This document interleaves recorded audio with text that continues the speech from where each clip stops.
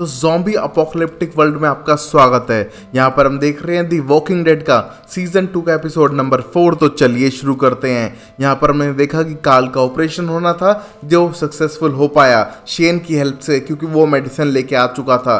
But इस process में Otis की जान जा चुकी है। वहीं बाकी सब लोग हैप्पी होते हुए इस फार्म पे ज्वाइन करने लगते हैं और कुछ टाइम यहाँ रुकने के लिए अपना कैंप सेटअप भी कर रहे थे। तभी हर कोई ओटिस के लिए प्रे करने के लिए जाता है कि किस तरह उसने एक बच्चे को बचाने के लिए अपनी लाइफ सेक्रीफाइस कर दी। बट रियलिटी में तो हम जानते हैं कि शेन ने अपनी जान बचाने के लिए ओटिस के पैर में गोली मारी और उसको बेट बना दिया उन ज़ॉम्बीज का और खुद बच के वहां से भाग गया। बट शेन ये सबके सामने थोड़ी ना बता सकता है, वो सबके आगे ऐसे एक्सप्लेन करता है कि किस तरह ओटिस इतना महान था कि उसने अपने आप को सेक्रीफाइस कर दिया। यहाँ पर सिर्फ काल नहीं, उसकी जान बचाने के लिए भी, और वो इमोशनल है उसको लेकर। ये सब देख के हर कोई इमोशनल होने लगता है सिवाय डेल के, क्योंकि उसको हमेशा से डाउट है कि शेन इतना अच्छा इंसान है नहीं जितना वो बनकर दिखाता है। वहीं पर हर कोई अब कैंप सेटअप करने लगा था और एक दिन का ब्रेक लेना चाह रहा है, क्योंकि शेन के पैर में चोट लगी हुई है। रिक अपना बहुत सारा ब्लड अपने बेटे को दे चुका है और शायद वो चल भी ना पाए। वहीं पर एक दिन के रेस्ट के बाद वो सोफिया को ढूंढेंगे। बट डैरिल अकेले ही सोफिया को ढूंढने के लिए निकलने लगता है। यहाँ पर डॉक्टर हर्षल आके एक्सप्लेन करता है कि तुम कुछ भी करो इस प्रॉपर्टी पे, बट गन्स अलाउड नहीं है। इसको रिक बिल्कुल एग्री करता है। शेन उसको फॉलो करता है, बट शेन बिल्कुल भी खुश नहीं था। उसे अपनी गन अपने हाथ में चाहिए। ये ज़ॉम्बी अपोकलिप्टिक वर्ल्ड है, उनको गन्स की जरूरत तो पड़ेगी। सिर्फ एक बुढ़े के कहने से वो अपना ग्रुप खतरे में नहीं डाल सकते हैं। बट रिक ने कहा है तो उसे करना पड़ा। नेक्स्ट मोमेंट पे उनने प्रॉमिस किया अगर सोफिया सही मिली या फिर ज़ॉम्बी के रूप में मिली, वो उसको वापस लेकर आएंगे, उसे मारेंगे नहीं।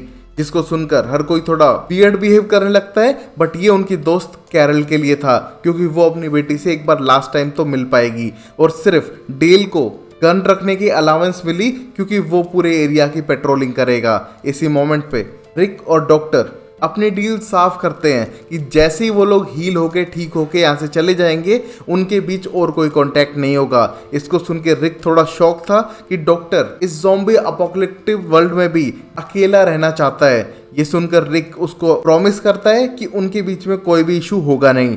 वहीं पर हम मैगी को देखते हैं जो कुछ एंटीबायोटिक्स लेने के लिए रेडी होती है और रिक सजेस्ट करता है ग्लेन को उसके साथ जाने के लिए। यहाँ पर मैगी अपने हॉर्सेस को खोलने जा रही थी, क्योंकि उसको अपने फार्म पे से वहीं पर लॉरी ग्लेन को एक सीक्रेट लिस्ट देती है, पर्सनल लिस्ट के साथ साथ जो चीजें उसे मेडिकल स्टोर से लानी थी। वहीं पर सडनली डेल भागते हुए आता है और बताता है पूरे ग्रुप को कि किस तरह कुएं के अंदर एक ज़ॉम्बी है, वो पानी को नहीं पी सकते हैं। और हर कोई ट्राई करता है इस ज़ॉम्बी को बाहर निकालने का, बट वो निकालना इम्पॉसिबल था, क्योंकि वो मीट के ऊपर रिएक्ट ही नहीं कर रहा था। उसे एक रियल इंसान चाहिए जिससे वो रिएक्ट करे और उसको पकड़ के बाहर निकाला जा सके।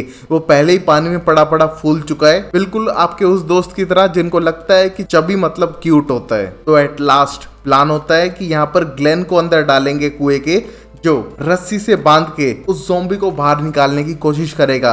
यहाँ पर ग्लेन को इस हालत में देख मैगी बिल्कुल भी खुश नहीं थी और उसको आइडिया बहुत बेकार लगता है। नेक्स्ट ही मोमेंट पे ग्लेन को अंदर डालते हैं, जो बेट के तौर पे जैसे ही ज़ॉम्बी के पास जाता है वो रिएक्ट करने लगता है, उसको काटने के लिए दौड़ता है और सोने पे सुहागा हो जाता है। नेक्स्ट ही मोमेंट पे जिस हैंडपंप से वो पूरी रस्सी बंधी हुई थी वही उखड़ जाता है, जैसा सनी पाजी ने उखाड़ा था। और यहाँ पर हर कोई ग्लेन की जान बचाने के लिए लगा था, क्योंकि ज़ॉम्बी और ग्लेन की पप्पी होने ही वाली थी। बट तभी ग्लेन को बाहर निकाल दिया जाता है और यहाँ पर ग्लेन ने रस्सी उस ज़ॉम्बी के गले में टांग दी थी। यहाँ पर अब ज़ॉम्बी को खींचने लगते हैं बाहर निकालने के लिए और उन्हें लगता है कि चलो उन्हें फ्रेश वाटर मिलेगा इस ज़ॉम्बी के बाद। बट निकलने से पहले ही ज़ॉम्बी 2 हिस्सों में टूटकर पानी में गिर जाता है, जिससे फिर से पानी कंटेमिनेटेड हो चुका था। अब ना वो पानी पी सकते हैं और इतना रिस्क भी लिया जिसका अब कोई फायदा नहीं है। नेक्स्ट ही मोमेंट पे टी डॉग को बहुत गुस्सा आता है और एक हथौड़े से वो ज़ॉम्बी का फेस कुचल देता है, जिसको देख कि मैगी तो बहुत ज्यादा डिस्कस्ड हो चुकी थी और अब यहाँ से जाने की प्लानिंग करती है सीधा उस मेडिकल शॉप तक। वहीं रिक और डॉक्टर हर्षल पूरी प्रॉपर्टी को चेकआउट करते हैं कि आसपास कोई ज़ॉम्बी तो नहीं है। और वहीं पर डॉक्टर हर्षल बोलता है कि तुम्हें गॉड को थैंक यू कहना चाहिए, तुम्हारे बेटे की जान बचा ली। और जितनी मैंने स्टोरी सुनी है, तुम तो हर बार लक से ही बचे हो, जो शायद गॉड की वजह से है। बट यहाँ पर रिक गॉड में बिल्कुल बिलीव नहीं करता है, जिसे सुन डॉक्टर हर्षल बताता है कि किस तरह पहले तो उसे गन शॉट लगा, वो फिर ज़ॉम्बी अपोकलिप्टिक में अकेला सरवाइव कर पाया उस हॉस्पिटल में, फिर उसको उसकी फैमिली भी मिल गई, यहाँ पर उसके बच्चे को गोली लगी बट वो भी बच गया। तो इससे बेटर क्या हो सकता है, भगवान ने उसे कितने सारे मौके दिए हैं, वो भगवान में विश्वास ज़रूर करे। बट रिक को इन चीज़ों पर कम ही यकीन था। उसके बाद वो वापस आने लगते हैं, जहाँ पर रिक रिक्वेस्ट करता है डॉक्टर हर्षल से कि प्लीज उन्हें रहने दिया जाए, अगर उसे प्रॉब्लम है तो पीछे बड़े पुराने बैरन के पास अपना कैंप लगा सकते हैं। बट तभी डॉक्टर साफ मना करता है कि उस बैरन के पास तो जाना भी मत, तुम बिल्कुल सामने रहो और वो इस बात पे सोचेगा कि तुम्हें लंबे टाइम तक यहाँ पर रहने दे या नहीं। बट तभी रिक का कहना था कि बाहर बड़े बड़े ज़ॉम्बीज़ हैं, हालात बहुत बुरे हैं और उसे ह्यूमैनिटी से आगे बढ़ के सोचना चाहिए, क्योंकि वो सब सिर्फ ह्यूमन ही नहीं बल्कि एक कम्युनिटी है। यहाँ पर डॉक्टर सोच के बताएगा और कुछ भी ना प्रॉमिस करते हुए अंदर जाने लगता है। यहाँ पर रिक को उम्मीद थी कि शायद अगर वो कोई उल्टी सीधी हरकत ना करे तो शायद इसी फार्म पे लंबे टाइम तक रुक सकेंगे। और अब थोड़ी देर में कैंप सेट करने के बाद कैरल, एंड्रिया और शेन जाते हैं सीधा उसी हाईवे की तरफ सोफिया को ढूंढने के लिए। क्या पता वो वापस उसी हाईवे पे गई हो, क्योंकि वहीं से वो भागी थी।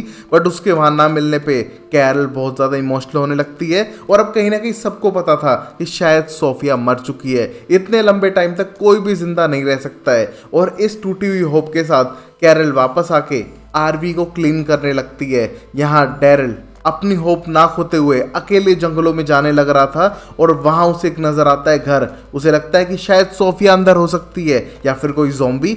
बट अंदर जाके पता चलता है कि वहां पर कोई रुका हुआ था जिसने कैंड फूड खाया है, वहीं पर रुका है, बट अभी वो वहां पर नहीं है। मतलब चांसेस है कि सोफिया जिंदा भी हो सकती है। और उसकी याद में एक फ्लावर लेके आता है जो सीधा कैरल को पास ऑन करता है और बताता है कि किस तरह ये फ्लावर उसे होप देगा कि उसका बच्चा एक दिन जिंदा होकर आ जाएगा। ये सुन के कैरल इमोशनल थी, क्योंकि अब उसे खुद लगने लगा है कि शायद उसकी बेटी मर चुकी है।